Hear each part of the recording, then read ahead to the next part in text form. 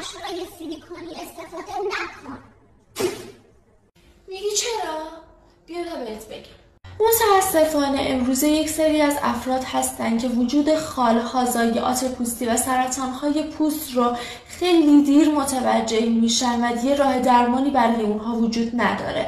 امروز میخوایم با هم دیگه بریم یه سری از راههای بررسی پوست رو از لحاظ وجود ضایعات و سرطانها با هم دیگه چک بکنیم که مهمترین و اولین اونها معاینه فول بادی هست.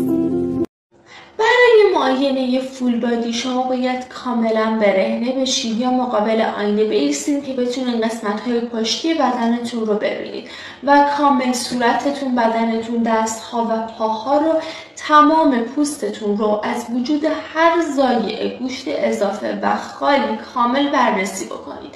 تعداد خالهاتون رو و اندازه‌شون رو کاملا به خاطر بسپارید یا اگر به یاد نمیارید حتما یادداشت کنید.